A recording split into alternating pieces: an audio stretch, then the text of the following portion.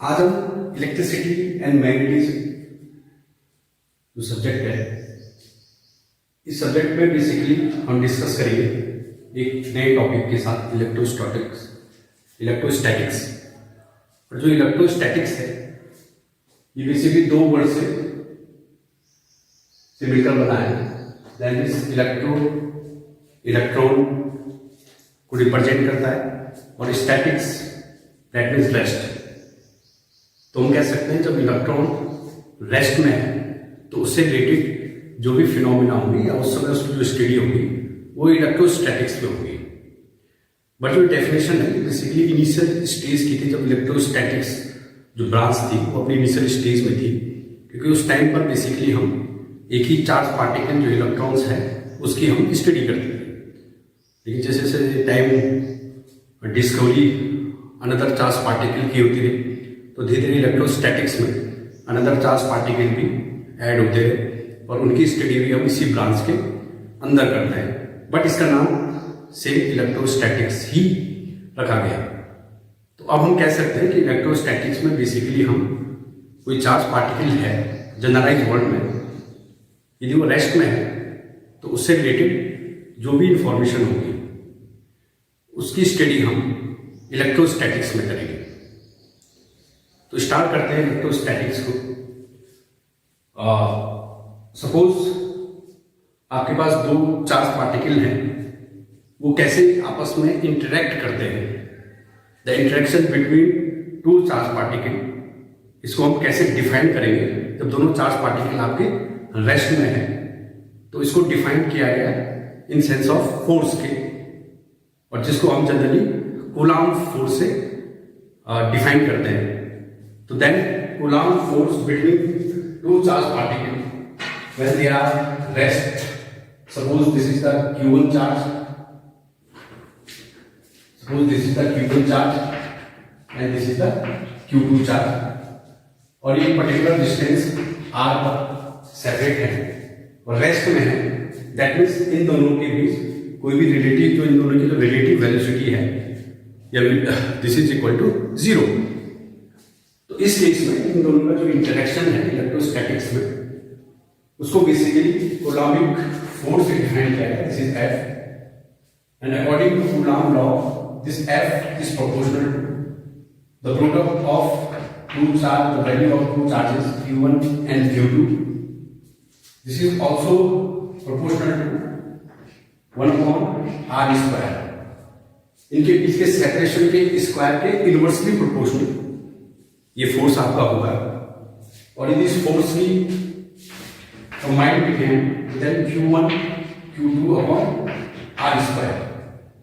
So that means force is proportional to the product of two charges upon the separation square. But यदि mathematically इस equation को देखें तो ये एक इनइक्वलिटी इक्वेशन है जो भी इनकम्प्लीट है। तो इस प्रोपोर्शनल साइन को यदि हम रिप्लेस करेंगे मैथमेटिकली तो हम इस पोर्शन पर सिंगल कांस्टेंट से मल्टीप्लाई करेंगे Q1 Q2 को अपॉन r²। तो यदि हम सिंगल एक कांस्टेंट से मल्टीप्लाई करें, this is called the multiplication factor.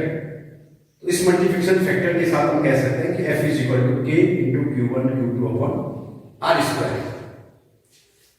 But इस K का यदि फिजिकल इंटरप्रिटेशन करें तो इस K की जो वैल्यूज है ये तो बेसिकली कांस्टेंट है, बट इसको हम फिजिकली इंटरप्रेट करें तो हम एज्यूम करते हैं कि सपोज हमारे पास दो चार्ज है Q1 और Q2 और ये r डिस्टेंस पर लगे हैं, तो इनके बीच लगने वाला फोर्स F है। सपोज फर्स्ट केस है, यदि इन दोनों चार्ज को वैक्यूम में प्लेस करें, दैट मीन्स वैक्यूम है, उसमें Q1 और Q2 चार्ज r डिस्टेंस पर रखे हैं, तो इनके बीच लगने वाला फोर्स जो है F is equal to suppose Q1 की वैल्यू 5 गुना, Q2 की वैल्यू सपोज 4 गुना, और इनके बीच का जो सेपरेशन है इसी सपोज 1 मीटर। तो इस केस में this is K is equal to 20, this is newton, क्योंकि 5 into 4 is equal to 20 upon 1, this is equal to 20। Next case लेते हैं। सपोज अच्छा वैक्यूम के यदि हम इलेक्ट्रिसिटी के केस में डिफाइन करें तो जैसे हम वैक्यूम एक जनरलाइज वर्ड है, किस सेंस में हम यूज कर रहे हैं। जो जनरल हम बचपन से वैक्यूम सुनते आए हैं तो उसमें हम जनरली ईयर वैक्यूम को कंसीडर करते हैं, बट वैक्यूम जनरलाइज वर्ड है तो यदि हमें ईयर वैक्यूम हम कह रहे हैं that means there are no air particles. तो वैसे ही हम यदि इलेक्ट्रिसिटी या इलेक्ट्रोस्टैटिक्स में वैक्यूम को एक्सप्लेन करें तो there is no charge, that means charge free space. Suppose जिस रीजन में खड़ा हूं यहां पर यदि कोई चार्ज नहीं है लेकिन मैं हूं, आपका बोर्ड है, चौक है, चेयर्स, टेबल, सब चीजें हैं, लेकिन इसको भी हम वैक्यूम कह सकते हैं इन द सेंस ऑफ चार्ज। तो चार्ज फ्री स्पेस है तो this is called the vacuum. जैसे अर्थ के नॉर्थ पोल और साउथ पोल को हम ह्यूमन वैक्यूम कह सकते हैं कि वहां पर कोई पर्सन नहीं है तो दिया आपका ह्यूमन वैक्यूम। बाकी एयर भी है, आपके माउंटेन है, आइस भी आपकी, हर चीज वहां प्रेजेंट है, बट वहां ह्यूमन नहीं है, दियर इज द ह्यूमन वैक्यूम। तो यहाँ पर जब भी हम वैक्यूम वर्ड यूज करेंगे इलेक्ट्रोस्टैटिक्स में जैसे चार्ज फ्री स्पेस, जिसको हम जनरली चार्ज फ्री स्पेस भी कहते हैं। सपोज यही अरेंजमेंट Q1 और Q2 एक particular distance r without any change in the quantity, the value of this charge Q1 Q2 and the distance. Suppose हम किसी कंडक्टिंग मीडियम में प्लेस करते हैं, इसी को किसी कंडक्टिंग मीडियम में फॉर्म करते हैं, तो देन इस केस में जो फोर्स होगा वो वैक्यूम में फोर्स है। This force suppose conducting medium, this is again क्योंकि Q1 Q2 सेम है, R भी सेम है, तो 20 and 9 newton and this is K, but experimentally this FC not equal to FV vacuum not equal to in conducting medium. तो फिर conclude करें charge की value same है और सेम डिस्टेंस पर प्लेस किए गए हैं, लेकिन अलग अलग जो मीडियम है इनमें जो लगने वाला फोर्स है वो डिफरेंट है। तो that means mathematically this K, this is the K1 and this is the K2। Yes हम बोल सकते हैं this is not a constant, universal constant, this is depend upon the medium and this is constant for a conducting medium and this is constant for a vacuum. तो इस sense में हम कह सकते हैं जो K है basically this is the property of the medium. जो फोर्स है, जो दो चार्ज स्टैटिक्स है, एक पर्टिकुलर डिस्टेंस पर रेस्ट में है या रिलेटिव वेलोसिटी जीरो है, तो उनके बीच जो लगने वाला फोर्स है वो केवल Q1 Q2 एंड R पर ही डिपेंड नहीं करता, बल्कि वो किस मीडियम में रखे गए हैं उस पर भी डिपेंड करता है, the property of the medium.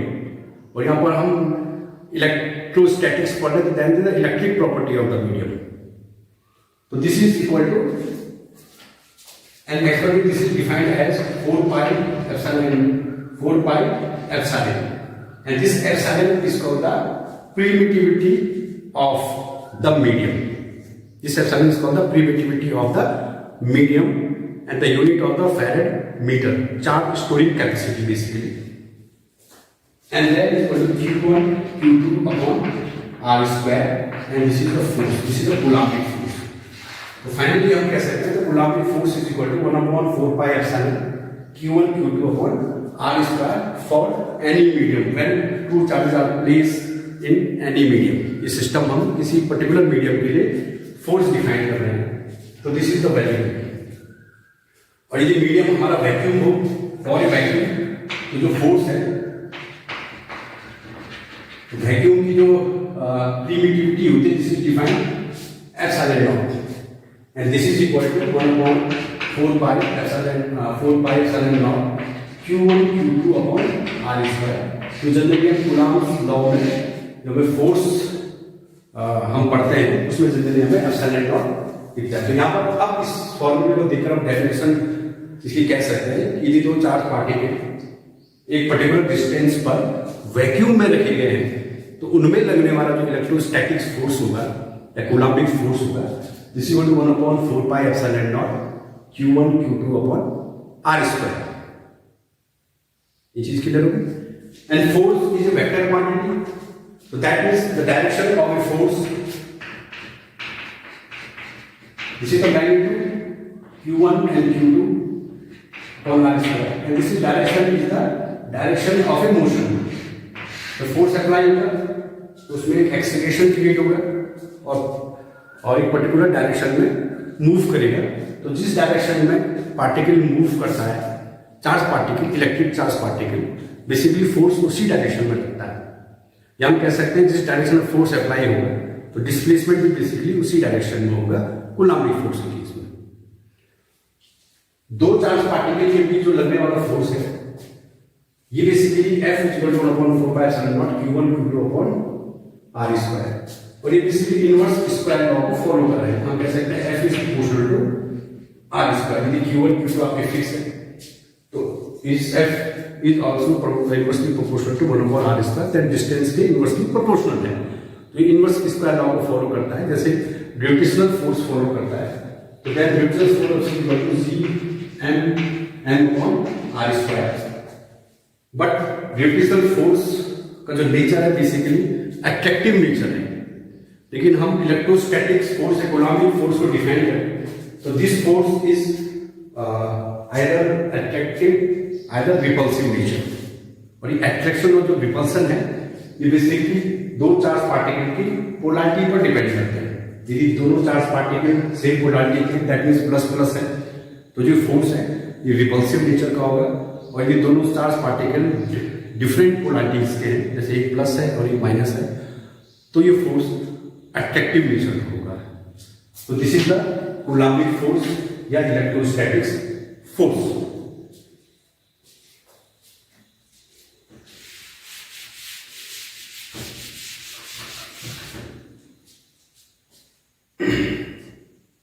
अब इसी इलेक्ट्रोस्टैटिक फोर्स के बेस पर हम इलेक्ट्रिक फील्ड डिफाइन करेंगे। बेसिकली जनरली हमने इलेक्ट्रिक फील्ड पढ़ा है कि electric field force per unit coulomb, but इस लेक्चर में हम उसका फिजिकल इंटरप्रिटेशन के बेस पर फॉर्मूला ड्राइव करेंगे। सपोज Q1 Q2 चार्ज है, जनरली r डिस्टेंस पर है, तो इनके बीच लगने वाला फोर्स सपोज F1 है एक पर्टिकुलर स्टैंड के लिए। यदि Q1 और Q2 चार्ज के बीच इनकी वैल्यू सेम है, लेकिन इनकी डिस्टेंस को इंक्रीज करें क्योंकि force is proportional to 1/r, तो यहां पर जो फोर्स है वो बेसिकली आपका क्या होगा, डिक्रीज होगा, क्योंकि r लेंथ बढ़ेगी तो फोर्स आपका वीक बढ़ेगा, तो दिस इज डिक्रीज। अगेन हम लेंथ को इंक्रीज करते हैं, इसके सेपरेशन को इंक्रीज करते हैं, तो जो अनदर फोर्स होगा उसकी वैल्यू कंटिन्यूअसली डिक्रीज होती रहेगी, बट किस लिमिट तक, यानी एक पर्टिकुलर डिस्टेंस पर the force is equal to 0, that means the interaction between these two charges is disappear. इनके बीच अब कोई इंटरेक्शन पॉसिबल नहीं है। In this case, the force is 0. That means this Q1 is not interact with Q2 and Q2 not interact with Q1. तो उसको physically explain करें तो दैट मीन्स एक पर्टिकुलर पॉइंट रीजन है, जिस रीजन पर एक बाउंड्री सेट है, इस पॉइंट तक दोनों एक दूसरे को इंटरेक्ट करेंगे और इस पॉइंट के बाद दोनों एक दूसरे को इंटरेक्ट नहीं करेंगे, इंटरेक्शन जो है डिसअपियर हो जाएगा। तो बेसिकली हम एक रीजन डिफाइन करते हैं। सपोज हम Q1 के लिए डिफाइन करें तो this is a region suppose, तो Q2 पार्टिकल्स जब भी इस रीजन के अंदर रहेगा तभी वो इस Q2 से इंटरेक्ट करेगा। और सिमिलरली जब Q2 का भी एक रीजन डिफाइन करें तो दिस इज Q2 का रीजन डिफाइंड है, तो जब भी Q1 पार्टिकल इस रीजन के अंदर होगा तभी वो उससे इंटरेक्ट होगा, अदरवाइज इस रीजन से बाहर कोई भी इंटरेक्शन इनके बीच पॉसिबल नहीं है, इनके बीच कोई भी फोर्स पॉसिबल नहीं होगा। तो इस जो रीजन है पर्टिकुलर Q1 के रिस्पेक्ट में हम डिफाइन करेंगे। Q1 के लिए इस पर्टिकुलर जो इफेक्टिव रीजन है इसका, जहां कोई अनदर चार्ज पार्टिकल इंटरेक्ट हो रहा है, ये जब इसको डिफाइन करें तो सिमिलरली हम Q2 या अनदर किसी भी पार्टिकल के लिए उसके रीजन को हम डिफाइन कर सकते हैं। तो सपोज दिस रीजन, ये इसका इफेक्टिव रीजन है, जहां पर इस रीजन पर ही अनदर चार्ज पार्टिकल एक फोर्स एक्सपीरियंस करेगा। ये चीज क्लियर होगी, और इस रीजन से बाद वहां कोई फोर्स इसमें अप्लाई होगा। तो ये इसकी रेंज है बेसिकली। तो ये हम क्यू को फिक्स रखते हैं, तो इस फॉर्मूले को हम थोड़ा सा डिफाइन करें, तो एफ, और इसी रीजन को हम विजुलाइज करें। This region is called electric field. इस रीजन को डिफाइन करते हैं इलेक्ट्रिक फील्ड, और मैथमेटिकली डिफाइन करें तो then F is equal to Q2 1/4 pi epsilon naught Q1 upon R square, Q1 upon R square। तो यहां पर हम एक कंसेप्ट लगाते हैं law of cause and effect का। ये आपने अक्सर पढ़ा होगा, जैसे न्यूटन जो सेकंड लॉ है वो एक अनदर एग्जांपल है the law of cause and effect का, कि every cause create a effect, ये every effect have a cause. कोई भी इफेक्ट हो रहा है तो उसका कोई ना कोई कॉज है, और कोई भी कॉज है उसका पर्टिकुलर कोई ना कोई इफेक्ट रिफ्लेक्ट होगा। तो इस केस में ये चार्ज पार्टिकल एग्जिस्ट है, तो इसके चारों ओर इसका एक इफेक्ट है। तो बेसिकली कॉज क्या आपका चार्ज पार्टिकल, और इफेक्ट जो हम देख रहे हैं वो दिस इफेक्ट वो हम डिफाइन करते हैं in terms of electric field. थोड़ा इसको और ज्यादा समझेंगे, F is equal to ma की कीजिए, और इसी बेस पर हम इस कूलॉम्बिक फोर्स है इसको हम एक्सप्लेन करेंगे और डिफाइन करेंगे मैथमेटिकली इलेक्ट्रिक फील्ड को। तो F is equal to ma में कि कोई आपके पास पार्टिकल है जिसका मास m है और उसमें कोई फोर्स F अप्लाई हो रहा है, तो उसके कारण उसमें एक्सीलरेशन जनरेट होगा, क्रिएट होगा, दिस इज ए। तो दैट मीन्स यहां पर कॉज आपका फोर्स है और जो उसका इफेक्ट है this is A. Cause force हो गया and this is cause and this is effect, this is effect. तो बेसिकली इस केस में यदि हम m1 एक फिक्स कॉज ले लें कि फोर्स यदि फिक्स है और डिफरेंट मास के लिए हम उस फोर्स को अप्लाई करें, तो हमें जो इफेक्ट है वो भी बेसिकली वैरी होता है। डिफरेंट सिंगल एक फिक्स फोर्स के लिए या फिक्स कॉज के लिए जो इफेक्ट है, और डिफरेंट ऑब्जेक्ट पर या डिफरेंट मास पर हम अप्लाई कर रहे हैं सेम फोर्स, तो उस फोर्स के कारण जो इफेक्ट होगा जो डिफरेंट मास पर डिफरेंट ऑब्जेक्ट पर होगा वो भी क्या होगा डिफरेंट होगा। That means cause and effect के बीच कोई डायरेक्ट रिलेशनशिप नहीं है, कोई डायरेक्ट कनेक्शन नहीं, वो डिपेंड कर रहा है, वो एक रिफरेंस है, वो डिपेंड कर रहा है the mass of the particle. ये चीज क्लियर होगी।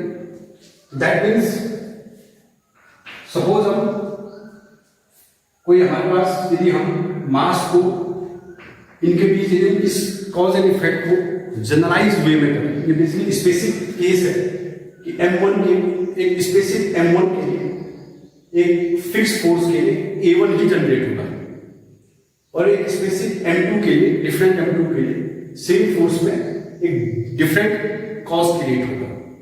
तो ये स्पेसिफिक बेसिकली डेफिनेशन है, कॉज एंड इफेक्ट केस है।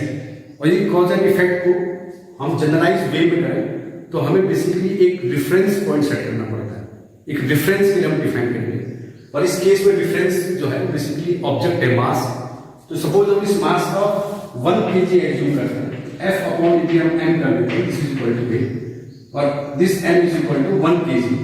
तो अब हम कह सकते हैं कि force is equal to force per unit mass is equal to a। That means किसी भी जो बॉडी है, चाहे वो उसका नेचर या उसका मास कुछ भी हो, लेकिन एक चीज हम क्लियरली कह सकते हैं कि इस बॉडी के पर यूनिट मास पर एग्जैक्ट इतना फोर्स अप्लाई करोगे तो एग्जैक्ट जस्ट इतना एक्सीलरेशन क्रिएट होगा। जैसे suppose F is equal to 5 newton है, और यदि मास आपका 1 kg है तो ये बेसिकली 5 मीटर पर सेकेंड का एक्सीलरेशन क्रिएट करेगा। आपके पास एक बॉक्स है, सपोज एक वुड का आपका बॉक्स है, और एक स्मॉल आपका आयरन का बॉक्स है, आयरन का ये वुड का बॉक्स है आपके पास। तो इसमें सेम अमाउंट का 5 न्यूटन का हम फोर्स लगाए। तो इन दोनों में इस कॉज के कारण जो इफेक्ट एक्सीलरेशन होगा, जो इसकी स्टेट चेंज होगी, जो एक्सीलरेशन क्रिएट होगा वो डिफरेंट होगा। बट हम दोनों के डिफरेंस पॉइंट ले लें, दैट मींस 1 kg वुड पर और 1 kg आयरन के बात में यदि हम 5 न्यूटन फोर्स अप्लाई करें, यदि इस डिफरेंस के सेंस में यदि हम इसको डिफाइन करें तो हम स्ट्रिक्टली कह सकते हैं कि दोनों केस में 5 न्यूटन पर सेकेंड का ही एक्सीलरेशन जनरेट होगा।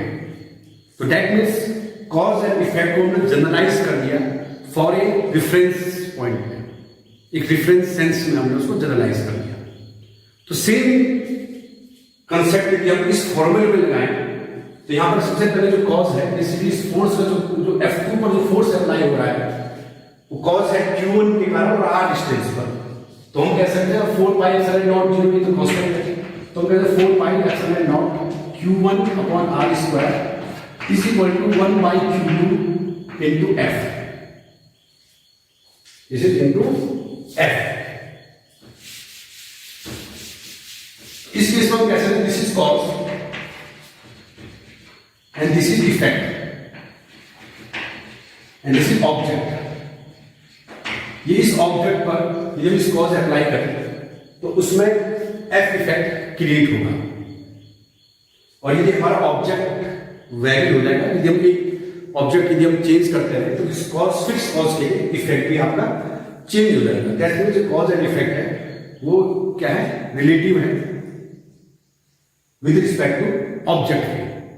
और ये ऑब्जेक्ट की जो प्रॉपर्टी है, जैसे उस केस में ऑब्जेक्ट की प्रॉपर्टी मास थी, इस केस में जो ऑब्जेक्ट की प्रॉपर्टी चार्ज है, यदि ऑब्जेक्ट की प्रॉपर्टी से इस कॉज एंड इफेक्ट को फ्री करें या इसको जनरलाइज करें तो हमें यहां पर एक रिफरेंस सेट करना पड़ेगा।